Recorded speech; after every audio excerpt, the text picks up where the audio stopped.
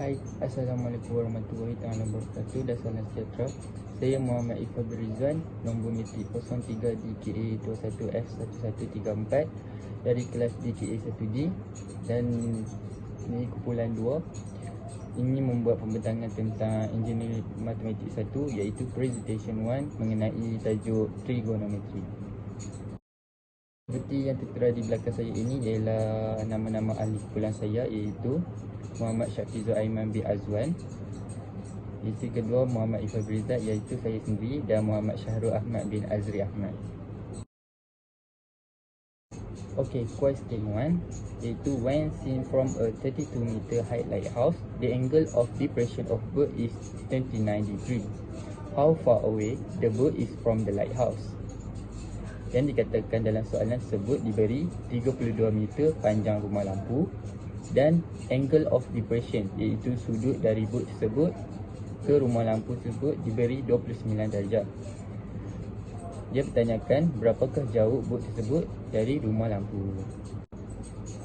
Okey, solutionnya seperti yang kita tengok dalam gambar raja tersebut, saya membuat segitiga, iaitu sama dengan gambar raja dalam soalan, iaitu diberi AB 32 meter dan BC iaitu 29 darjah.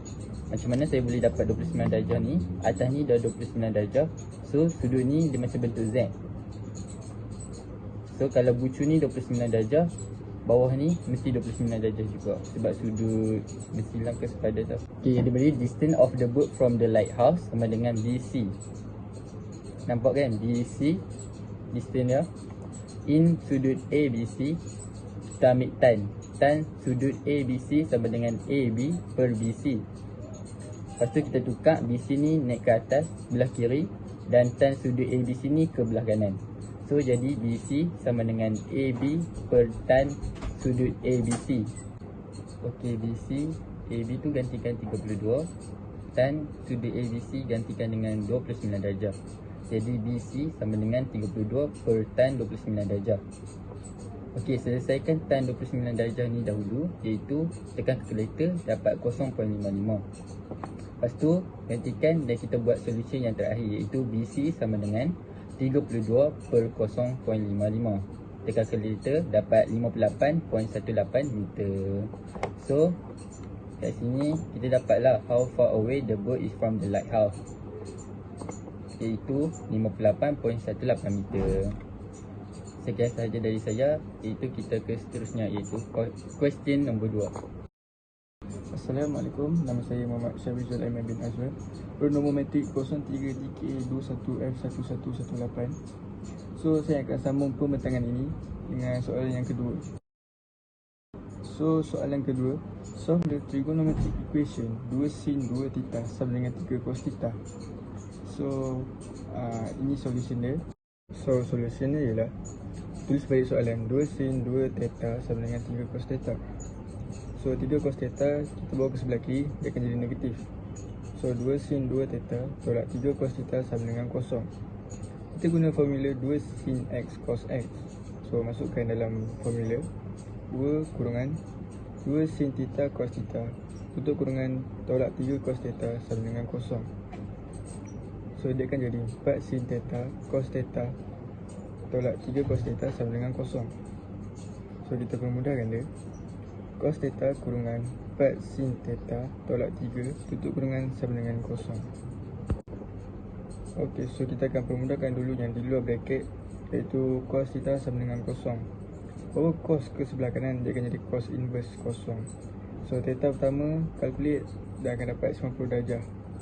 So untuk cari theta yang kedua pula, tolak 360 darjah tolak 90 darjah sama dengan 270 darjah untuk theta yang kedua.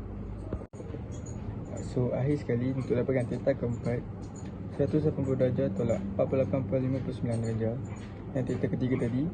So kita akan dapat 131.41 darjah. So berdasarkan calculate ni, kita akan dapat rajah kuadran seperti yang tertera. Dia berada di suku yang pertama dan suku yang kedua. Sekian, terima kasih.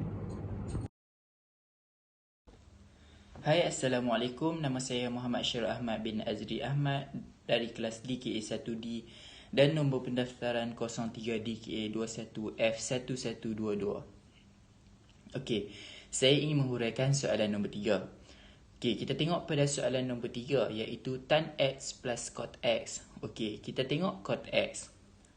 Mengikut formula, cot X ni ialah 1 per tan X. So, tulis dekat sebelah 1 per tan X. Okey, yang tan X tu pula persamaan dengan sin X per cos X. Okey, so yang sebelah tu dia guna cara yang sama. Disebabkan dia 1, so kita naikkan cos X menjadi cos X per sin X. Setelah naikkan, kita salin balik. Jadilah sin X per cos X plus cos X per sin X. Okey, kemudian kita darab silangkan dia. So, jadilah sin square X tambah cos square X per cos X sin X. Okey, kita tukarkan dia square X tambah cos square X menjadi 1.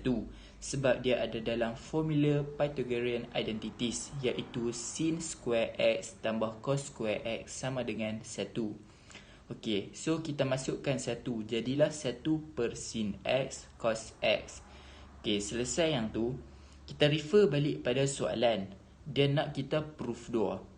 So, nak buat macam tu, kita kena darab dengan 2 ke semuanya. Jadilah 2 per 2 sin X cos X. Dalam formula, 2 sin X cos X tu dia akan jadi sin 2X. So, jadilah 2 per sin 2X. Selesai tu, kita guna pula formula reciprocal identities, iaitu 1 per sin X sama dengan cos sec X. So, kita tukarkan je. Kita splitkan, dia 1 per sin X darab dengan 2. So, jadilah 2 cosec 2X. Okey, itu jawapan dia. Okey, itu sahaja daripada saya. Terima kasih dan itu sahaja daripada kumpulan kami. Terima kasih. Assalamualaikum warahmatullahi wabarakatuh.